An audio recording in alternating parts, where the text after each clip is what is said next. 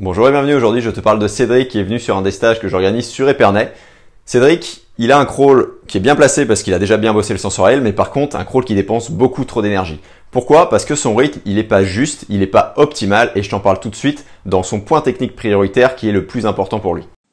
Salut Cédric, écoute, il y a de bonnes choses au niveau projectile, même si à un moment donné ça part en cacahuète, mais là-dessus j'y reviendrai. La première chose à comprendre, ça va être que ta puissance c'est bien, tu t'en sers, mais peut-être un peu trop parce que ça accélère de manière beaucoup trop intense, ce qui fait que, boum, tu vois, le coude, il recule en premier, il est en avance sur la main, et donc forcément tes appuis au niveau spatial, ils sont pas construits de manière optimale. Donc la première chose à faire, ça va être de prendre le temps, d'accélérer l'eau vraiment de manière progressive, donc d'être vraiment tranquille au début, tranquille aussi au milieu et d'accélérer uniquement à la fin, en tout cas pour toi, parce que t'envoies la soupe, t'envoies la puissance un peu trop tôt pour le moment et en fait on va construire grâce à ça. Donc on va se servir de ça pour quoi faire? Pour aussi finir cette fin de poussée comme tu le fais, mais vraiment entre guillemets la bloquer pour qu'il y ait vraiment une propulsion vers l'arrière en direction des pieds pour avancer action à action vers l'avant, tu vois. L'avantage que tu as, tu vois, je prends cette image-là, parce que sur l'inspiration, tu finis vraiment de te propulser jusqu'au bout, tu restes immergé, et au dernier moment, tu émerges.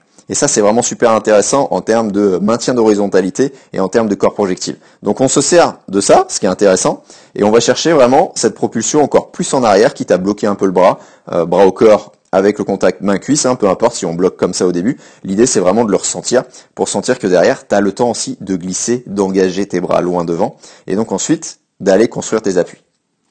Donc pour le faire de manière encore plus efficace, ce qu'on va faire, c'est qu'on va travailler sur l'expiration, vraiment expirer de manière progressive, donc tranquille, un peu plus, et boum, sur la fin, c'est là où tu peux envoyer ta puissance et envoyer du bois, tout simplement. Donc pour ça, on se sert de ce qu'on a fait sur le stage, les 25 en moins de mouvements possible, entre autres, tout simplement, et on cherche à trouver la bonne expiration, tout simplement, de manière à ce que ça inspire aussi plus rapidement. Tu vois, là, t'as inspiré, la main elle rentre dans l'eau, t'as toujours ici le visage qui est sur le côté, t'as fini d'inspirer, ça c'est ok, mais il faut que ça, vraiment la tête elle soit remise à ce moment-là, visage parallèle au fond du bassin. Si toi aussi tu cherches un crawl vraiment plus en glisse avec un exercice que recommandent les milliers de triathlètes qui l'utilisent en ce moment, l'exercice de la paume magique, je te mets le lien en description, lien vers une semaine d'entraînement offerte avec 3 exercices en vidéo dont la paume magique. Je te laisse découvrir tout ça et je te dis à très vite.